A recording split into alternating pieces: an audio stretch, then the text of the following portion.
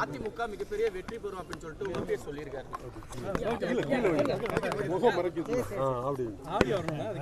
அதாவது தமிழ்நாட்டில் இருக்கின்ற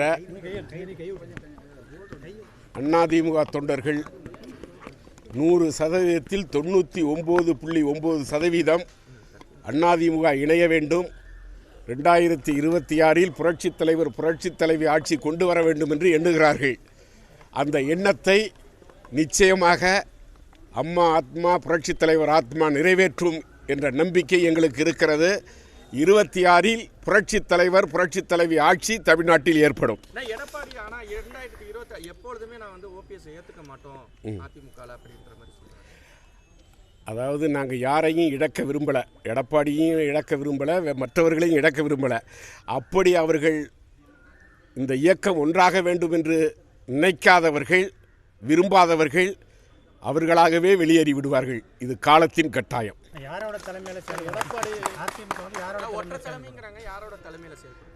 அதாவது ஒற்றை தலைமை இரட்டை தலைமைங்கும் போது இணையும் போது ஒரு முடிவுக்கு வரும்.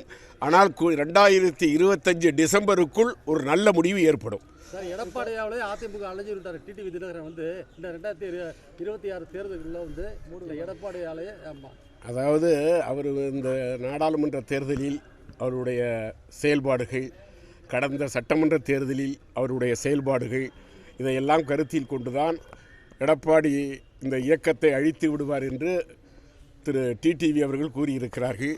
உண்மையும் அதுதான். 21 நாங்கள் போய் அம்மா மக்கள் முன்னேற்றக் கழகம், தேசிய முற்போக்கு திராவிட கழகத்தை கூட்டணியில் சேர்க்க வேண்டும் என்று வற்புறுத்தினோம். நானும் அண்ணன் நத்தம் விஸ்வநாதன் அவர்களும். அன்றைக்கு இல்லை தடித்து நின்றே 150 இடத்தில் வந்து விடலாம் என்று சொல்லி எல்லோரையும் ஏமாற்றினார் திரு எடப்பாடி பழனிசாமி அவர்கள். அதுபோல் நாடாளுமன்ற தேர்தலிலும் பெரிய மகா கூட்டணி வரும், நாம் 40% மேல் பெற்றுவிடலாம் என்று சொல்லி இன்றைக்கு 20% வருகிற அளவிற்கு இந்த இயக்கத்தை ஒரு மோசமான நிலைக்கு கொண்டு வந்து விட்டார். அதை நினைத்து அவர் சொல்லியிருப்பார். சசிகலா சுற்றுப்பயணம் போயிட்டுருக்காங்களே, அவர்கள் சின்னம்மா அவர்கள் சுற்றுப்பயணம் ஒருங்கிணைக்க செல்கிறார்கள். அவரையும் டிடிவி அவர்களையும் ஓபிஎஸ் அவர்களையும் எடப்பாடி அவர்களையும் அனைத்தையும் ஒன்றிணைக்க வேண்டும் என்பதுதான் ஒருவருடைய தொண்டனின் எண்ணம்.